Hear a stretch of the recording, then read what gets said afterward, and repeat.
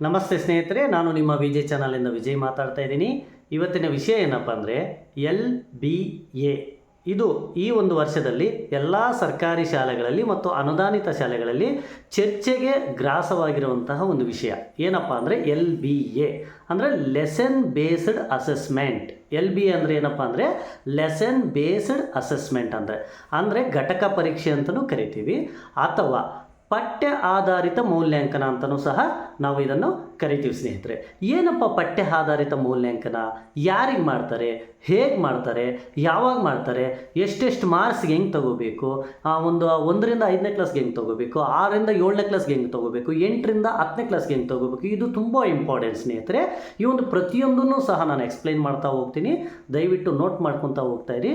ಮೊದಲಿಗೆ LBA ಅಂದರೆ lesson based assessment ಯಾರಿಗೆ ಮಾಡಬೇಕಪ್ಪ ಅಂದರೆ ಸರ್ಕಾರಿ ಕರ್ನಾಟಕ ರಾಜ್ಯದ ಎಲ್ಲ ಸರ್ಕಾರಿ ಶಾಲೆಗಳಲ್ಲಿ 1ರಿಂದ 10ನೇ ತರಗತಿ ಎಲ್ಲ ಮಕ್ಕಳಿಗೂ ಸಹ ಮಾಡಬೇಕು ಸ್ನೇಹಿತರೆ.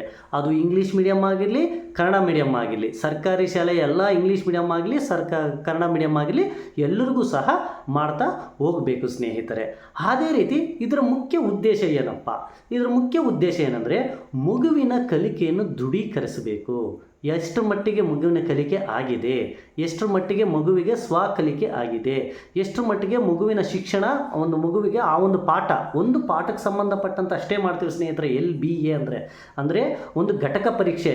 ಈಗಾಗಲೇ ಖಾಸಗಿ ಶಾಲೆಗಳಲ್ಲಿ ಮಾಡ್ತಾ ಇದ್ದಾರಲ್ಲ, ಆ ರೀತಿ ಯಾಕಪ್ಪ ಅಂದರೆ ಘಟಕ ಪರೀಕ್ಷೆ ಮಾಡಬೇಕಂದ್ರೆ ಇದ್ರ ಮೇಯ್ನ್ ಉದ್ದೇಶ ಕಲಿಕೆಯನ್ನು ಗುಣಮಟ್ಟವನ್ನು ಖಾತ್ರಿಪಡಿಸೋದಲ್ಲದೆ ಹೈಸ್ಕೂಲ್ ಎಜುಕೇಷನ್ ಅಂದರೆ ಈ ಒಂದು SLC ಎಜುಕೇಷನನ್ನು ಪ್ರೈಮರಿಯಿಂದ ತಳಮಟ್ಟದಿಂದನೇ ಅದನ್ನು ರಿಸಲ್ಟ್ ತಗೊಳ್ಳೋ ಒಂದು ಉದ್ದೇಶದಿಂದ ಸಹ ಇದನ್ನು ಮಾಡ್ತಾ ಇದ್ದಾರೆ ಸ್ನೇಹಿತರೆ. ಹಾಗಾದರೆ ಇದರ ಜೊತೆಗೆ ಈಗಾಗಲೇ ನಾವೇನು ಮಾಡ್ತಾ ಇದ್ವಿ, ಅಡಾಪ್ಟ್ ಮಾಡ್ಕೊಂಡಿದ್ವಿ ಅಂದರೆ 2025ವರೆಗೂ ಇಷ್ಟು ವರ್ಷಗಳಿಂದ ನಾವೇನು ಮಾಡ್ತಾ ಇದ್ವಿ, FA1, FA2, 3, 4 ಆ್ಯಂಡ್ S1, 2 ಮಾಡ್ತಾ ಇದ್ದೀವಿ. ಇದರ ಜೊತೆಗೆ ಇದನ್ನು ಮಾಡಬೇಕಾ ಅಥವಾ ಇವು ಕೈ ಬಿಡಬೇಕಾ ಅನ್ನೋದು ಪ್ರಶ್ನೆ ಇದೆ ಸ್ನೇಹಿತರೆ. ಇದರ ಜೊತೆಗೆ ನಾವು ಯಾವುದೂ ಕೈ ಬಿಡೋಷ್ಟಿಲ್ಲ. FA1, 2, 3, 4 ಇವು 4 ಮಾಡಬೇಕು. ಇದರ ಜೊತೆಗೆ S1, S2 ಮಾಡಬೇಕು. ಇದರ ಜೊತೆಗೆ ಪ್ರತಿ ಪಾಠಕ್ಕೂ ಈ ಒಂದು LBA ಟೆಸ್ಟ್ ತಗೊಳ್ಳೇಬೇಕು ಸ್ನೇಹಿತರೆ. ಈ ಒಂದು ಘಟಕ ಪರೀಕ್ಷೆಯನ್ನು ತಗೊಳ್ಳೇಬೇಕು. ಈ ಘಟಕ ಪರೀಕ್ಷೆ ತಗೊಳ್ಳೋದ್ರಿಂದ ಅವುಗಳಿಗೆ ಹೆಲ್ಪ್ ಆಗುತ್ತೆ. ಈ ಘಟಕ ಪರೀಕ್ಷೆಗೆ ಸಂಬಂಧಪಟ್ಟಂತಹ ಪ್ರಶ್ನೆಗಳನ್ನು ಮತ್ತು FA1, 2, 3, 4, S1, S2ಗೂ ಸಂಬಂಧಪಟ್ಟಂತಹ ಪ್ರಶ್ನೆಗಳನ್ನು DSRT ವೆಬ್ಸೈಟಲ್ಲಿ ಕೊಟ್ಟಿರುವಂತಹ ಒಂದು ಪ್ರಶ್ನೆ ಕೋಟಿಗಳಿಂದನೇ ಆಯ್ಕೆ ಮಾಡ್ಕೋಬೇಕು ಸ್ನೇಹಿತರೆ. ಆ ಒಂದು ಪ್ರಶ್ನೆ ಕೋಟಿಗಳನ್ನು ಯಾವ ರೀತಿ ಡೌನ್ಲೋಡ್ ಮಾಡ್ಕೋಬೇಕು ಅಂತಲೂ ನಾನು ವಿಡಿಯೋ ಕೊನೆಯಲ್ಲಿ ಹಾಕಿರ್ತೀನಿ. ದಯವಿಟ್ಟು ವಿಡಿಯೋ ಕೊನೆವರೆಗೂ ನೋಡಿ, ಅದು ನಿಮಗೆ ಅರ್ಥ ಆಗುತ್ತೆ. ಮತ್ತು ಇದಕ್ಕೆ ಸಂಬಂಧಪಟ್ಟಂಥ ಪ್ರಶ್ನೆಗಳನ್ನು ಯಾವ ರೀತಿ ತೆಗಿಬೇಕು, ಎಷ್ಟು ಮಾರ್ಕ್ಸ್ಗೆ ಎಷ್ಟೆಷ್ಟು ತೆಗಿಬೇಕು, ಈ ಒಂದು ಪ್ರಶ್ನೆ ಕೋಟಿಯಿಂದ ಎಷ್ಟು ತೆಗಿಬೇಕು, ಮತ್ತು ಅದರ ಇನ್ನೊಂದು ಐತೆ ಮರುಸಿಂಚನ ಅಂತ, ಅದರಿಂದ ಎಷ್ಟು ತಗೋಬೇಕು, ಮರುಸಿಂಚನ ಯಾರಿಗಿದೆ ಯಾರಿಗಿಲ್ಲ ಅನ್ನೋದು ಸಹ ನಾನು ವಿಡಿಯೋ ಕೊನೆಯವರೆಗೂ ಹೇಳ್ತಾ ಹೋಗ್ತೀನಿ ಸ್ನೇಹಿತರೆ. ನೀವು ಅದನ್ನು ವಿಡಿಯೋ ಸ್ಕಿಪ್ ಮಾಡ್ದಿರ ನೋಡ್ತಾ ಇರಿ, ಪ್ರತಿಯೊಂದು ನಿಮಗೆ ಅರ್ಥ ಆಗ್ತಾ ಹೋಗ್ತಾರೆ ಸ್ನೇಹಿತರೆ. ನೋಡಿ ಸ್ನೇಹಿತರೆ, ಈಗ ಮೇಯ್ನ್ ಘಟ್ಟಕ್ಕೆ ಬರೋಣ. LBA ಹೇಗೆ ಮಾಡಬೇಕು, ಯಾವ್ಯಾವ ತರಗತಿಗಳಿಗೆ ಹೆಂಗೆ ಮಾಡಬೇಕು ಅಂತ ನೋಡಿ ಸ್ನೇಹಿತರೆ. 1ರಿಂದ 10ನೇ ತರಗತಿವರೆಗೂ ಒಂದೇ ಥರ ಇಲ್ಲ LBA ಮಾಡೋದು. ಇದು 1ರಿಂದ 5ನೇ ಕ್ಲಾಸ್ ಸಪ್ರೇಟ್ ಇದೆ, 6ರಿಂದ 7ನೇ ಕ್ಲಾಸ್ ಸಪ್ರೇಟ್ ಇದೆ, 8ರಿಂದ 10ನೇ ಕ್ಲಾಸ್ಗೂ ಸಹ ಇದು ಸಪರೇಟ್ ಆಗಿದೆ ಸ್ನೇಹಿತರೆ. ಅದ್ರ ಪ್ರಕಾರನೇ ಮಾಡಬೇಕು. ವಸ್ತುನಿಷ್ಠ ಎಷ್ಟೆಷ್ಟು ಇರಬೇಕು ಮತ್ತು ಮರುಸಿಂಚನ ಎಷ್ಟೆಷ್ಟು ಇರಬೇಕು ಅನ್ನೋದನ್ನು ಸಹ ನಾನು ಹೇಳ್ತಾ ಹೋಗ್ತೀನಿ. ಇನ್ನೊಂದು ಪಾಯಿಂಟ್ ನೆನ್ಪಿಟ್ಕೊಳ್ಳಿ, ನಾನೀಗ ಬರೆದು ತೋರಿಸ್ತಾ ಹೋಗ್ತೀನಿ. ಈ ಒಂದು 1ರಿಂದ 5ನೇ ಕ್ಲಾಸ್ಗೆ ಏನಾಗುತ್ತಪ್ಪ ಅಂದರೆ ವಸ್ತುನಿಷ್ಠ ಮತ್ತು ವಿವರಣಾತ್ಮಕ 25 ಮಾರ್ಕ್ಸ್ಗೆ ಇರಬೇಕು ಸ್ನೇಹಿತರೆ. 25 ಮಾರ್ಕ್ಸ್ಗೆ. 6ರಿಂದ 7ನೇ ಕ್ಲಾಸ್ ಅವರಿಗೆ ವಸ್ತುನಿಷ್ಠ ಮತ್ತು ವಿವರಣಾತ್ಮಕ ಹೆಂಗಿರ್ಬೇಕಪ್ಪ ಅಂದರೆ ವಸ್ತುನಿಷ್ಠ 20 ಮಾರ್ಕ್ಸ್ಗೆ ಇರಬೇಕು. 5 ಮಾರ್ಕ್ಸು ಈ ಒಂದು ಮರುಸಿಂಚನದಿಂದ ತಗೋಬೇಕು ಸ್ನೇಹಿತರೆ. ಈ ಮರುಸಿಂಚನ ಹೆಂಗೆ ತಗೋಬೇಕು, ವಸ್ತುನಿಷ್ಠ ಪ್ರಶ್ನೆಗಳು ಹೆಂಗೆ ತಗೋಬೇಕು ಅಂತಲೂ ನಾನು ಹೇಳ್ತೀನಿ ಈಗ. ಮತ್ತು 8, 9, 10ನೇ ಕ್ಲಾಸ್ಗೆ ಯಾವ ರೀತಿ ಕ್ವಶನ್ ಪೇಪರ್ ತಯಾರು ಮಾಡಬೇಕು ನೋಡಿ ಸ್ನೇಹಿತರೆ ಅಂದರೆ ವಿತ್ ಬ್ಲೂ ಪ್ರಿಂಟ್ ಸಮೇತ. ಈ ಒಂದು ಹೆಂಗಂದರೆ SLCಯ ಒಂದು ಮಾದರಿ ಪ್ರಶ್ನೆ ಪತ್ರಿಕೆ ಇರುತ್ತಲ್ವ, ಆ ಮಾದರಿ ಪ್ರಶ್ನೆ ಪತ್ರಿಕೆ ರೀತಿಯಲ್ಲೇ ಇರಬೇಕು. ಯಾಕಂದರೆ ಅವರು ಹೈಯರ್ ಮಕ್ಕಳು, ಅವರಿಗೆ ಈಗಲಿಂದ 8ರಿಂದನೇ ಆ ಒಂದು SLCಗೆ ಫುಲ್ ಪ್ರಿಪೇರ್ ಆಗಬೇಕು. ಎಲ್ಲ ಉದ್ದೇಶ ಇಷ್ಟೇ, SLC ರಿಸಲ್ಟನ್ನು ಡೆವಲಪ್ ಮಾಡಬೇಕು, ಹೈಸ್ಕೂಲ್ ರಿಸಲ್ಟನ್ನು ಚೆನ್ನಾಗಿ ಡೆವಲಪ್ ಮಾಡಬೇಕು ಅನ್ನೋದು. ಆ ಒಂದು 8, 9, 10ನೇ ಕ್ಲಾಸ್ಗೂ ಅಷ್ಟೇ 20 ಮಾರ್ಕ್ಸ್ಗೆ ವಸ್ತುನಿಷ್ಠ ಇರಬೇಕು, 5 ಮಾರ್ಕ್ಸ್ಗೆ ಈ ಒಂದು ಮರುಸಿಂಚನದಿಂದ ತಗೋಬೇಕು. ವಿವರಣಾತ್ಮಕ ಪ್ಲಸ್ ಮರುಸಿಂಚನ ಎಲ್ಲ ಮಿಕ್ಸಪ್ ಆಗ್ತದೆ. ಸೊ ಅದನ್ನು ಬ್ಲೂ ಪ್ರಿಂಟು ತೆಗಿಬೇಕು. ಬ್ಲೂ ಪ್ರಿಂಟು ಈ ಒಂದು ಪ್ರಶ್ನೆಗಳು ಸರ್ ನಾವು ಸ್ವಂತ ತಯಾರು ಮಾಡಬೇಕಾ ಅಥವಾ ನಾವೇ ಒಂದು ಖುದ್ದು ಕ್ವಶನ್ ಪೇಪರ್ ತೆಗಿಬೇಕು? ಒಂದು ಘಟಕಕ್ಕೆ 80 ಪ್ರಶ್ನೆಗಳಿರ್ತವೆ. ಆ 80 ಪ್ರಶ್ನೆಗಳು ಯಾರು ಡಿಸ್ಟ್ರಿಬ್ಯೂಟ್ ಮಾಡ್ತಾರೆ? DSRC ವೆಬ್ಸೈಟ್ನಲ್ಲಿ ಡಿಸ್ಟ್ರಿಬ್ಯೂಟ್ ಆಗುತ್ತೆ ಸ್ನೇಹಿತರೆ. ಪ್ರತಿ ತಿಂಗಳು DSRC ವೆಬ್ಸೈಟ್ನಲ್ಲಿ ಅವರು ರಿಲೀಸ್ ಮಾಡ್ತಾರೆ. ಆ ಒಂದು ಪ್ರಶ್ನೆ ಕೋಟಿಗಳನ್ನು ನಾವು ಆಯ್ಕೆ ಮಾಡಿಕೊಂಡು ಅವ್ರ ಮರುಸಿಂಚನ ಆ ಒಂದು ಪ್ರಶ್ನೆಗಳನ್ನು ಅವರೇ ಕೊಡ್ತಾರೆ. ಮರುಸಿಂಚನಕ್ಕೆ ಸಂಬಂಧಪಟ್ಟಂಥ ಅಭ್ಯಾಸಾಳಗಳು. ಮರುಸಿಂಚನ ಅಂದರೆ ಏನೂ ಇಲ್ಲ, ಇಂದಿನ ತರಗತಿಗೆ ಒಂದು ಮುಂದಿನ ತರಗತಿ ಈಗ ಇರೋವಂಥ ಫಾರ್ ಎಕ್ಸಾಂಪಲ್ 7ನೇ ತರಗತಿಯಲ್ಲಿ ಇರ್ತಾರೆ. 7ನೇ ತರಗತಿಯವರಿಗೆ 6ನೇ ತರಗತಿಗೆ ಸಂಬಂಧಪಟ್ಟಂತಹ ಒಂದು ಸಬ್ಜೆಕ್ಟ್ ಇರ್ತದಲ್ಲ, ಆ ಸಬ್ಜೆಕ್ಟ್ ಸಂಬಂಧಪಟ್ಟಂತೆ ಅಭ್ಯಾಸಾಳಗಳಿರ್ತವೆ. ಅದ್ರ ಮೇಲೆ 5 ಮಾರ್ಕ್ಸ್ ತೆಗಿಬೇಕಾಗತ್ತೆ. ಈ ರೀತಿ ಇರುತ್ತೆ ಸ್ನೇಹಿತರೆ. ಮತ್ತು ವಿವರಣಾತ್ಮಕನೂ ಇರಬೇಕಾಗತ್ತೆ. ಈ ರೀತಿ ಮಾಡಿದಾಗ ಅದೇ ರೀತಿ ಒಂದು DSRC ವೆಬ್ಸೈಟಲ್ಲಿ ಪ್ರಶ್ನೆ ಕೋಟೆಯನ್ನು ಯಾವ ರೀತಿ ಡೌನ್ಲೋಡ್ ಮಾಡ್ಕೋಬೇಕು ಮತ್ತು ಆ ಒಂದು ಮರುಸಿಂಚನವನ್ನು ಸಹ ಯಾವ ರೀತಿ ಡೌನ್ಲೋಡ್ ಮಾಡ್ಕೋಬೇಕು ಅನ್ನೋದು ಸಹ ನಾನು ಈ ವಿಡಿಯೋದಲ್ಲಿ ಹೇಳ್ತೀನಿ. ಈಗ ಮುಖ್ಯವಾಗಿ ಯಾವ್ಯಾವ ಮಾರ್ಕ್ಸ್ ಎಷ್ಟೆಷ್ಟು ಮಾರ್ಕ್ಸ್ಗೆ ಏನೇನು ಇರಬೇಕು ಅನ್ನೋದು ಸಹ ನಾನು ವಿಡಿಯೋ ಹೇಳ್ತಾ ಇರ್ತೀನಿ.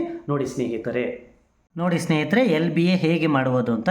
1ರಿಂದ 5ನೇ ಕ್ಲಾಸ್ಗೆ ಯಾವ ರೀತಿ ಮಾಡಬೇಕು, 6ರಿಂದ 7ನೇ ಕ್ಲಾಸ್ಗೆ ಯಾವ ರೀತಿ ಮಾಡಬೇಕು, ಮತ್ತು 8ರಿಂದ 10ನೇ ಕ್ಲಾಸ್ಗೂ ಸಹ ಯಾವ ರೀತಿ ಮಾಡಬೇಕು ಅನ್ನೋದನ್ನು ಸಹ ನಾನು ಒಂದೊಂದೇ ವಿವರಿಸ್ತಾ ಹೋಗ್ತೀನಿ ಸ್ನೇಹಿತರೆ. ಈಗ ನೋಡಿ, 1ರಿಂದ 5ನೇ ಕ್ಲಾಸ್ಗೆ ಒಟ್ಟು ನಾವು ಪ್ರಶ್ನೆ ಕೋಟೆ DSRC ಪ್ರಶ್ನೆ ಕೋಟೆಯಲ್ಲಿ ಎಷ್ಟು ಮಾರ್ಕ್ಸ್ ಡೌನ್ಲೋಡ್ ಮಾಡ್ಕೋಬೇಕು, ಎಷ್ಟು ಮಾರ್ಕ್ಸ್ಗೆ ನಾವು ಟೆಸ್ಟ್ ತಗೋಬೇಕಂದ್ರೆ 25 ಅಂಕಗಳಿಗೆ ನಾವು ಟೆಸ್ಟನ್ನು ತೆಗೆದುಕೊಳ್ಳಬೇಕು. ಎಷ್ಟು ಅಂಕಗಳು? 25 ಅಂಕಗಳಿಗೆ ನಾವು ತೆಗೆದುಕೊಳ್ಳಬೇಕು ಸ್ನೇಹಿತರೆ. ಆ 25 ಅಂಕಗಳಲ್ಲಿ ಮಸ್ಟ್ ಆ್ಯಂಡ್ ಶುಡ್ ವಸ್ತುನಿಷ್ಠನೂ ಇರಬೇಕು, ವಿವರಣಾತ್ಮಕನೂ ಇರಬೇಕು. ಅದಕ್ಕೆ ಸಂಬಂಧ ಆ ರೀತಿ ನಾವು ಬ್ಲೂ ಪ್ರಿಂಟನ್ನು ರೆಡಿ ಮಾಡ್ಕೋಬೇಕಾಗತ್ತೆ. ಈ ಪ್ರಶ್ನೆ ಕೋಟೆಗಳಿಂದನೇ ಆಯ್ಕೆ ಮಾಡ್ಕೋಬೇಕಾಗುತ್ತೆ. ಪ್ರಶ್ನೆಗಳು ಸಹ ನೀವು ಸ್ವಂತ ತಯಾರು ಮಾಡೋಷ್ಟು ಇರೋದಿಲ್ಲ. ಈ ಒಂದು 1ರಿಂದ 5ನೇ ಕ್ಲಾಸ್ಗೆ ನಾವು ಪ್ರಶ್ನೆ ಕೋಟೆಯಲ್ಲಿ ಕ್ವಶನ್ ಬ್ಯಾಂಕಲ್ಲಿ ಆಯ್ಕೆ ಮಾಡ್ಕೊಂಡಿರ್ತೀವಲ್ಲ, ಆ ಕ್ವಶನ್ ಬ್ಯಾಂಕ್ಗೆ ಸಂಬಂಧಪಟ್ಟಂತೆ ವಸ್ತುನಿಷ್ಠ ಮತ್ತು ವಿವರಣಾತ್ಮಕ ಮಸ್ಟ್ ಆ್ಯಂಡ್ ಶುಡ್ ಇರಲೇಬೇಕು ಸ್ನೇಹಿತರೆ. ಈ ರೀತಿ ನೀವು ಆ ಒಂದು 1ರಿಂದ 5ನೇ ಕ್ಲಾಸ್ಗೆ ನೀವು ಘಟಕ ಪರೀಕ್ಷೆಯನ್ನು ಮಾಡಬೇಕಾಗತ್ತೆ. ಅದೇ ರೀತಿ ಈಗ 6ರಿಂದ 7ನೇ ಕ್ಲಾಸ್ ಸ್ನೇಹಿತರೆ, 6ರಿಂದ 7ನೇ ಕ್ಲಾಸ್ಗೂ ಅಷ್ಟೇ 25 ಅಂಕಗಳಿಗೆ ಮಾತ್ರ ಘಟಕ ಪರೀಕ್ಷೆ ತಗೋಬೇಕು.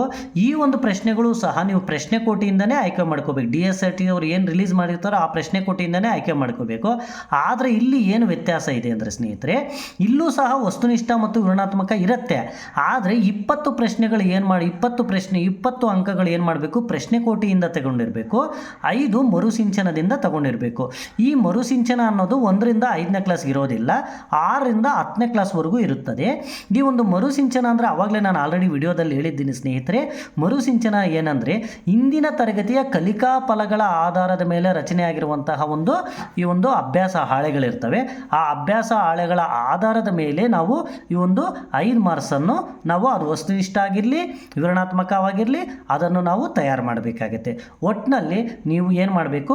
6ರಿಂದ 7ನೇ ಕ್ಲಾಸ್ಗೆ 25 ಅಂಕಗಳನ್ನು ತೆಗೆದಿರಬೇಕು. ಅದರಲ್ಲಿ 20 ಅಂಕಗಳು ಪ್ರಶ್ನೆ ಕೋಟೆಯಿಂದ ಇರಬೇಕು, 5 ಅಂಕಗಳು ಮರುಸಿಂಚನ ಆಗಿರಬೇಕು. ಈ 20 ಮತ್ತು 25ರಲ್ಲಿ ಎರಡರಲ್ಲೂ ಸಹ ವಸ್ತುನಿಷ್ಠ ಮತ್ತು ವಿವರಣಾತ್ಮಕ ಒಂದು ಪ್ರಶ್ನೆಗಳು ಇರಲೇಬೇಕಾಗತ್ತೆ ಸ್ನೇಹಿತರೆ. ನೆಕ್ಸ್ಟ್ 8ರಿಂದ 10ನೇ ಕ್ಲಾಸ್ ಸಂಬಂಧಪಟ್ಟಂತೆ ಯಾವ ರೀತಿ, ಇದು ಮೇಯ್ನ್ ಘಟ್ಟ ಸ್ನೇಹಿತರೆ. 8ರಿಂದ 10ನೇ ಕ್ಲಾಸ್ಗೆ ಇದು ಸಹ ಪ್ರಶ್ನೆ ಪತ್ರಿಕೆ ಯಾವ ರೀತಿ ಇರಬೇಕಂದ್ರೆ 8ನೇ ಕ್ಲಾಸ್ ಆಗಲಿ 9ನೇ ಕ್ಲಾಸ್ ಆಗಲಿ 10ನೇ ಕ್ಲಾಸಲ್ಲಿ ಈ ಒಂದು SLC ಮಾದರಿ ಪ್ರಶ್ನೆ ಪತ್ರಿಕೆ ಇರುತ್ತಲ್ವ, SLC ಮಾದರಿ ಪ್ರಶ್ನೆ ಪತ್ರಿಕೆ, ಈ ಒಂದು ಮಾದರಿ ಪ್ರಶ್ನೆ ಪತ್ರಿಕೆ ಆಧಾರದ ಮೇಲೆ ಅದು ಹೆಂಗಿರ್ತದೋ ಅದೇ ಥರ ಇರಬೇಕು. 8, 9, 10ನೇ ಕ್ಲಾಸ್ ಎಲ್ಲರಿಗೂ ಸಹ SLC ಮಾದರಿ ಪ್ರಶ್ನೆ ಪತ್ರಿಕೆ ಹೇಗಿರುತ್ತೋ ಅದೇ ಆಧಾರದ ಮೇಲೇ 20 ಅಂಕಗಳು ಪ್ರಶ್ನೆ ಕೋಟೆಯಿಂದ ಇರಬೇಕು, 5 ಮರುಸಿಂಚನದಿಂದ ಇರಬೇಕು. ಇದರಲ್ಲೂ ವಸ್ತುನಿಷ್ಠ ಇರಬೇಕು ಮತ್ತು ವಿವರಣಾತ್ಮಕ, ಎರಡರಲ್ಲೂ ವಸ್ತುನಿಷ್ಠ ಮತ್ತು ವಿವರಣಾತ್ಮಕ ಕಡ್ಡಾಯವಾಗಿರಬೇಕು.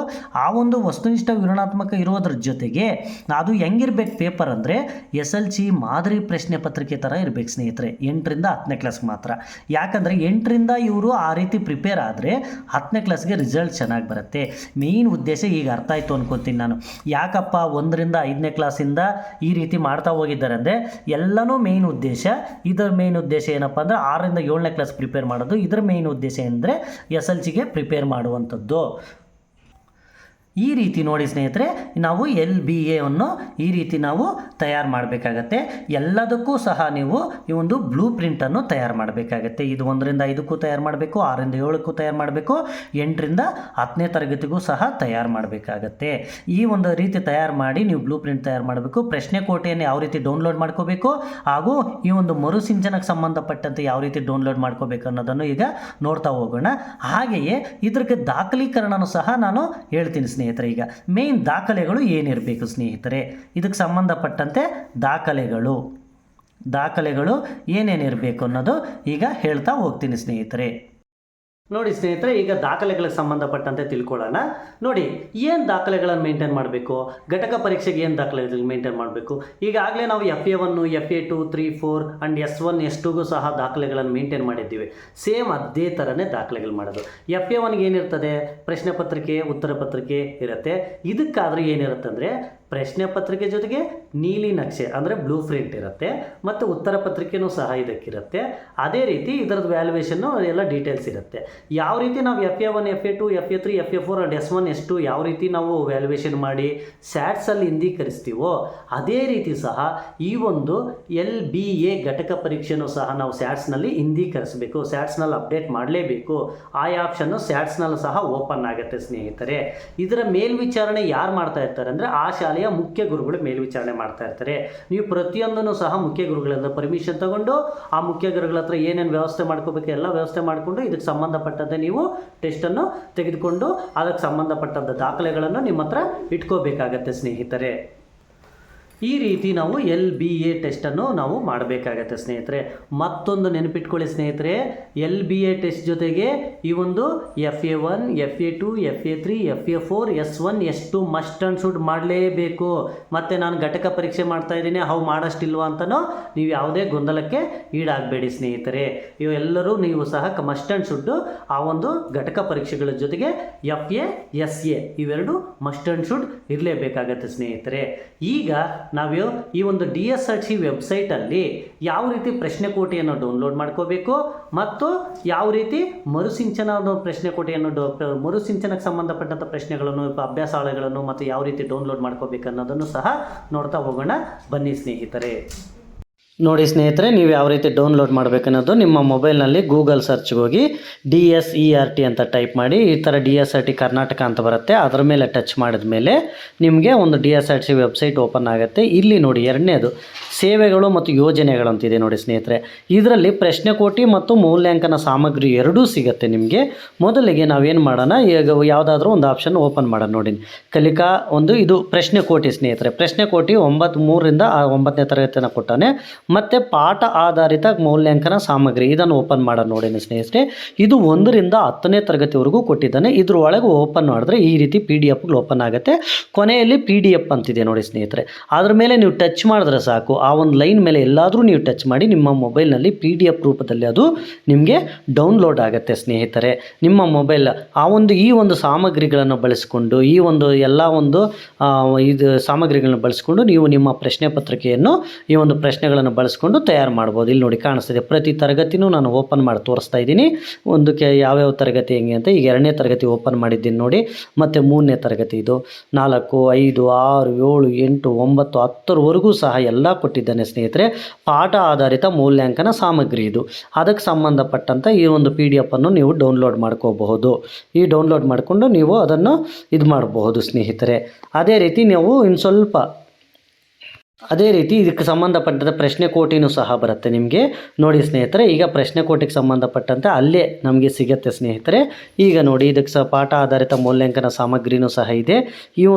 ಈ ಎಲ್ಲ ಒಂದು ಸಂಪನ್ಮೂಲವನ್ನು ನೀವು ಬಳಸಿಕೊಂಡು ನಿಮ್ಮ ಒಂದು ಇದರಲ್ಲಿ ನೀವು ಪ್ರಶ್ನೆಗಳನ್ನು ತಯಾರು ಮಾಡ್ಕೋಬಹುದು. ಇದು ನೋಡಿ, ಇದು ಪ್ರಶ್ನೆ ಕೋಟಿ ಸ್ನೇಹಿತರೆ. 3ರಿಂದ 9ನೇ ತರಗತಿವರೆಗೂ ಇದು ಅವೈಲಬಲ್ ಇದೆ ನೋಡಿ ಸ್ನೇಹಿತರೆ. ಇದು ಸಹ ಪ್ರಶ್ನೆ ಕೋಟಿ. ಇದನ್ನು ಸಹ ನೋಡಿ ಈ ರೀತಿ PDF ಡೌನ್ಲೋಡ್ ಆಗುತ್ತೆ.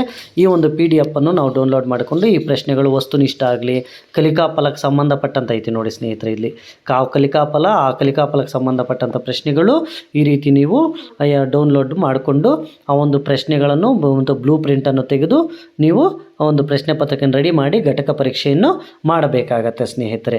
ಎಲ್ಲ ತರಗತಿದು ಇದೆ ನೋಡಿ ಸ್ನೇಹಿತರೆ, ಪ್ರತಿ ತರಗತಿದು ಸಹ ನೀವು ಡೌನ್ಲೋಡ್ ಮಾಡ್ಕೋಬೋದು. ನಿಮ್ಮ ಮೊಬೈಲ್ನಲ್ಲೇ ಡೌನ್ಲೋಡ್ ಮಾಡಿಕೊಂಡು ಅದಕ್ಕೆ ಸಂಬಂಧಪಟ್ಟಂತೆ ನೀವು ಒರಿಜಿನಲ್ ಆಗಿ ಒಂದು ಕ್ವಶನ್ ಪೇಪರನ್ನು ತಯಾರು ಮಾಡಬೇಕಾಗತ್ತೆ. ಇದನ್ನು ಒಂದು ಮಾನದಂಡವಾಗಿಟ್ಕೊಂಡು ನೀವು ಆ ಪ್ರಶ್ನೆಗಳನ್ನು ಬಳಸಿಕೊಂಡು ನೀವು ಕ್ವಶನ್ ಪೇಪರನ್ನು ತಯಾರು ಮಾಡಬೇಕಾಗತ್ತೆ ವಿತ್ ಬ್ಲೂ ಪ್ರಿಂಟ್ ಸ್ನೇಹಿತರೆ. ಆ ಬ್ಲೂ ಪ್ರಿಂಟ್ ಅನ್ನೋದು ನಿಮ್ಗೆ ಗೊತ್ತು ಕಠಿಣ ಅಂತ. ಈಗ ನೋಡಿ ಮರುಸಿಂಚನ ನಾನು ಫಸ್ಟಿಂದ ಹೇಳ್ತಾ ಬರ್ತಾ ಇದ್ದೀನಿ 6ರಿಂದ 10ನೇ ಕ್ಲಾಸ್ಗೆ ಅಷ್ಟೇ ಅಂತ. ನೋಡಿ ಇದು 6ನೇ ಕ್ಲಾಸ್ ಸಂಬಂಧಪಟ್ಟಂತೆ ಎಲ್ಲ ವಿಷಯಕ್ಕೂ ಸಂಬಂಧಪಟ್ಟಂತೆ ಮರುಸಿಂಚಿನ PDF ಅದ್ರ ಮೇಲೆ ಟಚ್ ಮಾಡಿ PDF ನಿಮ್ಮ ಮೊಬೈಲ್ಗೆ ಡೈರೆಕ್ಟ್ ಡೌನ್ಲೋಡ್ ಆಗಿಬಿಡ್ತದೆ. ಅದನ್ನು ಕೂಡ ಏನು ದೊಡ್ಡ ಸಮಸ್ಯೆ ಅಲ್ಲ ಸ್ನೇಹಿತರೆ. ಆ ಒಂದು ಕ್ಲಾಸ್ ಮೇಲೆ ಟಚ್ ಮಾಡಿದ್ರೆ ಸಾಕು, ನಿಮ್ಮ ಮೊಬೈಲ್ಗೆ PDF ರೂಪದಲ್ಲಿ ಡೌನ್ಲೋಡ್ ಆಗುತ್ತೆ ಸ್ನೇಹಿತರೆ. ಈ ರೀತಿ ನೀವು ನಿಮ್ಮ ಮೊಬೈಲ್ನಲ್ಲಿ ಈ ಒಂದು ಸಾಹಿತ್ಯವನ್ನು ಬಳಸ್ಕೊಂಡು DSRT ವೆಬ್ಸೈಟಲ್ಲಿ ನೀವು ನಿಮ್ಮ ಒಂದು ಇದನ್ನು ಈಗ ಒಂದು PDF ಡೌನ್ಲೋಡ್ ಆಗ್ತಾಯಿದೆ ನೋಡಿ ಸ್ನೇಹಿತರೆ. ಮರುಸಿಂಚನಕ್ಕೆ ಸಂಬಂಧಪಟ್ಟಂತೆ ಇದು 6ನೇ ತರಗತಿ ಮರುಸಿಂಚನಕ್ಕೆ ಸಂಬಂಧಪಟ್ಟಂತೆ ಇದೊಂದು PDF ಸ್ನೇಹಿತರೆ. ಈ ರೀತಿ ನೀವು ಅದನ್ನು ಡೌನ್ಲೋಡ್ ಮಾಡಿಕೊಂಡು ಇದು ಮಾಡಬಹುದು ಸ್ನೇಹಿತರೆ. ಪ್ರತಿಯೊಬ್ಬರೂ ಸಹ ಈ ರೀತಿ ನಾವು ನಿಮ್ಮ ಮೊಬೈಲಲ್ಲೇ ಸಹ ಈ ಒಂದು ವೆಬ್ಸೈಟ್ಗೆ ಹೋಗಿ DSRT ವೆಬ್ಸೈಟ್ಗೆ ಹೋಗಿ ಡೌನ್ಲೋಡ್ ಮಾಡ್ಕೋಬಹುದು.